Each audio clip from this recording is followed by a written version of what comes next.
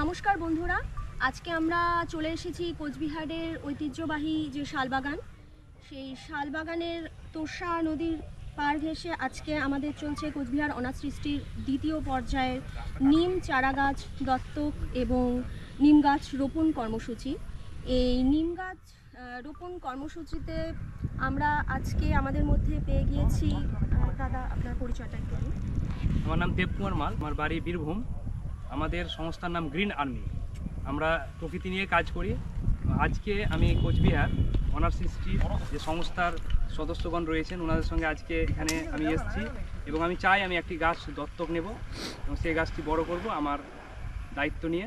আজকে আমি কোচবিহারের এই বৃক্ষরোপণ, তার সঙ্গে আবার নিম গাছ, যে নিম গাছ আমাদের কাছে একটা আগাছা, আমরা যেটাকে অবহেলা করি, সেই গাছটিকে আমরা আজকে এই পরিবেশের মধ্যে রোপণ করব এবং এই বার্তা আমি সকলের কাছে পৌঁছানোর চেষ্টা করব যে সকলে যে গাছগুলোকে আমরা অবহেলা করি সেই গাছগুলোকেও আমাদের প্রকৃতির মাঝে রোপণ করে আমাদের এই সবুজায়নকে বাড়াতে হবে, প্রকৃতির ভারসাম্য বজায় রাখতে হবে। আচ্ছা, তো আজকে এই নিম চারা গাছ আমাদের কোচবিহার অনাথ সৃষ্টি চাইল্ড পার্লামেন্টের সদস্যা স্মৃতিমা সাহা নিম চারা গাছ আজকে দাদার হাতে তুলে দিচ্ছে। ধন্যবাদ। আমি এই নিম গাছটি বাড়ি গিয়ে যত্ন করে রোপণ করব, চেষ্টা করব এই গাছটিকে বড় করে তোলার। এটা আমার হবে একটা দায়িত্ব এবং কর্তব্য এবং আমার একটা লক্ষ্য।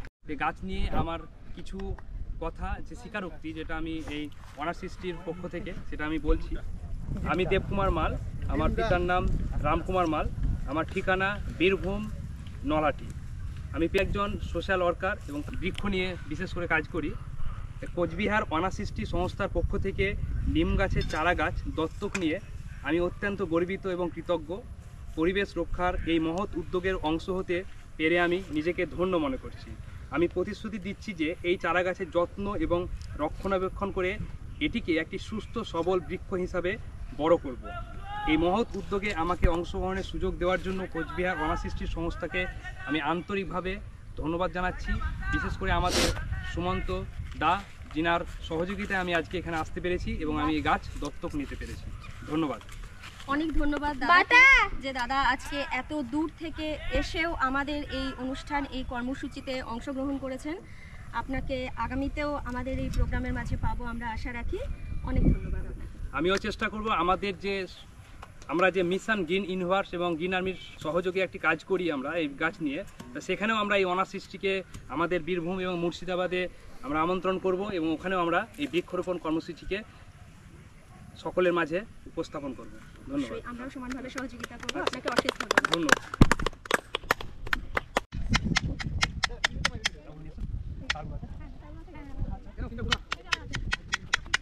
তো 34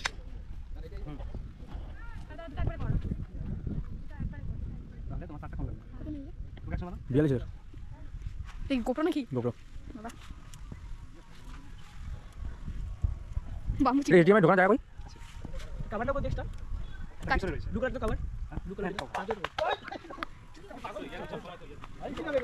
এই স্যার নিয়ে দাও।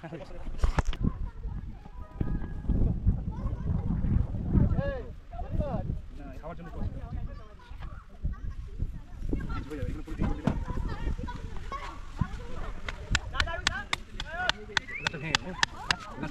ভেঙে নেই, গরু খেয়েছে।